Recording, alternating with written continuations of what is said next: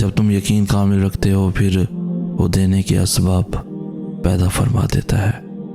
دل کا بوجھ اللہ کی بارگاہ میں رونے سے ہلکا ہو جاتا ہے، جہاں نہ ماضی کا تانا ملتا ہے اور نہ ہی مستقبل کا خوف، صرف کرم کی چادر سے ڈھانپ دیا جاتا ہے۔ بس ایک سجدہ اور نم آنکھیں، دل سکون سے لبریز ہو جائے گا۔ اگر تمہیں معلوم ہو جائے کہ تمہاری ہر تکلیف کے بعد تمہارے لیے کتنی آسانیاں لکھ دی جاتی ہیں، تو تم کبھی بھی اپنے حال پر نہیں رو گے، اور بہت جلد اللہ تمہیں اتنا نوازے گا کہ تم خوش ہو جاؤ گے انشاءاللہ۔ کبھی کبھی انسان کا دل کسی چیز کے لیے بہت تڑپتا ہے، اتنا کہ اس کے لیے صبر کرنا بھی مشکل ہو جاتا ہے۔ انسان ہر روز اس چیز کو حاصل کرنے کے لیے ہر اس لمحے دعا کرنے کی کوشش کرتا ہے جو لمحہ دعا کے لیے افضل ہے، اور اس کی آنکھیں اپنی مانگی گئی دعا کے قبول ہونے کے انتظار میں ہر روز ادھر ادھر تکتی رہتی ہیں، اور یہ تو بھول ہی جاتی ہیں کہ اللہ نے ہر چیز کو عطا کرنے کا ایک مخصوص اور بہترین وقت مقرر کر رکھا ہے۔ ہمیں یاد رکھنا چاہیے کہ اگر ہمیں کسی چیز کو حاصل کرنے کی اتنی چاہت ہے تو اس چاہت کرنے والے دل کا مالک کون ہے؟ یہ چاہت بھی تو اسی رب نے دل میں ڈالی ہے تاکہ تم اس کے لیے دعا کر سکو، اور وہ تمہاری خواہش کو بہترین کر کے تمہیں عطا کر سکے۔ اور وہ تو خواہش ہی دل میں تب ڈالتا ہے جب وہ تمہارے نصیب میں لکھ دیتا ہے۔ دعا تو بس ہمارے ہی درجات بلند کرنے کا ایک ذریعہ ہے۔ بہترین لوگ بہترین نیت رکھتے ہیں، جس کی وجہ سے اللہ تعالیٰ ان کے تمام کاموں کو سنوار دیتا ہے، اور جس کام کو رب سنوار دے اسے کوئی بندہ کیسے بگاڑ سکتا ہے۔ میں تسلیم کرتا ہوں ہر گناہ، اپنا ہر گناہ، بخش دے مجھے، دیکھ تو رحیم ہے، تیرے در سے خالی گیا تو تیری رحمت پہ سوال نشان لگ جائے گا، اور تو کسی کو بے نیاز نہیں لوٹاتا، یہ تیری شان کے خلاف ہے، میری ندامت وقتی اور جھوٹی سہی، تیری رحمت تو پائیدار، ہمیشہ رہنے والی اور سچی ہے۔ میرے مالک، میں تیری آزمائش کے قابل نہیں، مجھے بس معاف کر دے، اپنے خزانوں سے اپنے قرب کا سکہ دے دے، اپنی رحمت کی وسیع چادر سے فقط ایک کونا اتنا سا کہ میرے گناہ، میری ذات، میری نافرمانی سب چھپ جائے۔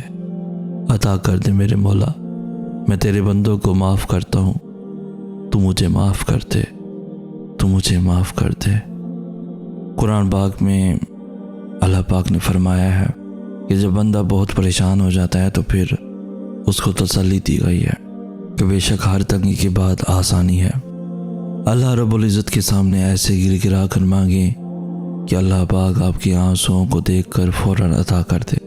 حضرت ایوب علیہ السلام کو اتنی بڑی بیماری میں اتنے عرصے کے بعد جب صحت عطا کی گئی تو اللہ پاک نے پہلے سے بھی زیادہ نعمتیں ان کو عطا کی، حالانکہ وہ سب جو پہلے تھا وہ تو تباہ ہو چکا تھا، لیکن حضرت ایوب علیہ السلام اپنے رب کی طرف ہی آہوزاری اور شکر گزاری کرتے رہے اور مانگتے رہے، تو اللہ پاک نے بھی پھر ہر طرح کی نعمتیں عطا فرما دی۔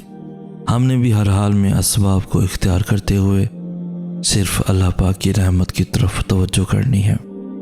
انشاءاللہ اللہ پاک سب کے کام بنائیں گے۔ وہ سب کی سنتا ہے، لیکن اسے خاص طور پر سنتا ہے جو صرف اسے پکارتا ہے۔ وہ سب کے پاس ہے، لیکن اس کے پاس خاص طور پر ہے جو اس کی تلاش میں ہے۔ وہ سب کو دے رہا ہے، لیکن اسے خاص دے رہا ہے جو پورے یقین سے مانگ رہا ہے۔ سب بیمار ہیں اور سب پریشان حال ہیں، اس کا رحم سب کی تلاش میں ہے، لیکن یہ رحم اس پر خاص سایہ فگن ہے جو پر امید ہے اور یقین رکھتا ہے کہ اس کا رب اس سے غافل نہیں ہے۔ یقین، صرف یقین۔ اللہ کو اپنے بندے سے صرف یہ یقین چاہیے۔ ضروری نہیں انسان کچھ پا کر ہی خوشی محسوس کرے، بعض اوقات اللہ تعالیٰ کی خاطر کچھ چھوڑ دینے سے بھی خوشی ملتی ہے، چاہے وہ بری عادات ہوں، برے خیالات ہوں، یا اپنے رب کی مقرر کی ہوئی حدود سے آگے نہ بڑھنا ہو۔ ہم نے بس کوشش کرنی ہے اللہ کی ہر بات ماننے کی، کوشش کرنی ہے صبر کرنے کی، کوشش کرنی ہے گناہ سے بچنے کی، کوشش کرنی ہے غصہ ضبط کرنے کی، کوشش کرنی ہے زبان، کان اور آنکھوں کی حفاظت کی، کوشش کرنی ہے دل کی سلامتی کی، کوشش کرنی ہے مثبت رہنے کی۔ ہمارے بس میں صرف کوشش ہی تو ہے، اس سے زیادہ اللہ نے ہم سے ڈیمانڈ بھی کیا کیا ہے؟ ضروری نہیں ہم اپنی ہر کوشش میں کامیاب ہو جائیں۔ کبھی 20% کامیابی ہوگی، کبھی 60%، کبھی 80%، اور کبھی پوری طرح ناکام۔ 100% ہر کوشش میں کامیاب ہو جانے والے ہم بنے ہی نہیں، اور اللہ نے ہم سے پرفیکشن مانگی بھی نہیں ہے۔ اللہ ہماری کوشش دیکھ رہا ہے بس، کہ ہم کوشش بھی کرتے ہیں یا جیسے ہیں ویسے ہی رہتے ہیں۔ اللہ فرماتا ہے نہیں ہے انسان کے لیے مگر وہ جس کی کوشش کرے۔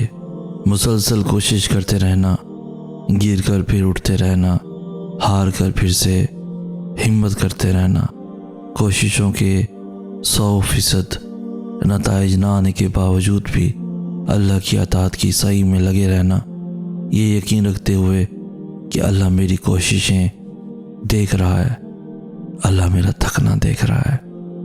ایک تعلق کو بار بار پیوند لگا کر اپنا دل دکھاتے رہنا کسی طرح بھی تو قابل قبول نہیں۔ مسئلہ یہ ہے کہ ہم نے وہ تعلق پوری ایمانداری اور خلوص نیت سے شروع کیا تھا، دل بھرا تو دوسرے کا، مگر ہم نے تو جانے مستقبل کے ایک ساتھ کتنے خواب جوان کر رکھے تھے۔ غلطیاں برداشت کرنا اور مسلسل کرتے جانا، یہاں تک کہ تذلیل پر بھی برداشت کے گھونٹ پینا، محض اس لیے کہ ہم نے پیار کیا یا اس لیے کہ ہمیں یہ گوارا نہیں کہ جس رشتے کو ہم نے اتنی نیک دلی سے تعمیر کیا اسے ایسے کیسے منہدم ہو جانے دیں۔ دونوں باتوں میں بہت فرق ہے، ایک دکھ بلکہ شدید دکھ کا باعث بنتی، اور دوسری چڑ، الجھن، بیزاری، غصے اور جنون کا۔ کبھی کبھار وجہ ڈھونڈتے کہ آخر ایسا کیوں ہو رہا ہے۔ خود کو مزید اذیت دینے سے بہتر یہ ہوتا ہے کہ آرام سے بیٹھیں اور پوری طرح سے جائزہ لینے کے بعد اس بات کو قبول کر لیں کہ یہ تعلق اپنے دن پورے کر چکا۔ یاد رکھیے آپ زبردستی کسی کے دل میں خلوص، احساس اور چاہت جیسے جذبات پیدا نہیں کر سکتے۔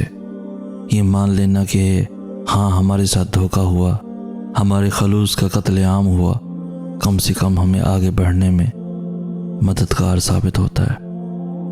آزمائش ایک طرح سے آپ کو مضبوط کرنے کے لیے بھی آتی ہے، جو کہ بہت ضروری ہوتا ہے۔ اللہ جانتا ہے کہ بہت کمزور ہو، اس لیے انہی چیزوں کے ذریعے آزماتا ہے جو آپ کی من پسند ہوتی ہیں، اور یقین کرو اسی آزمائش سے آپ اتنے مضبوط ہو جاتے ہو کہ کوئی آپ کو کچھ بھی بول دے آپ کو فرق نہیں پڑتا، کیونکہ آپ خود بھی مضبوط ہو جاتے ہو، اور اللہ سے آپ کا رشتہ بھی مزید مضبوط ہو جاتا ہے۔ پھر آپ سب کچھ اللہ پر چھوڑ کر بے فکر ہو جاتے ہو۔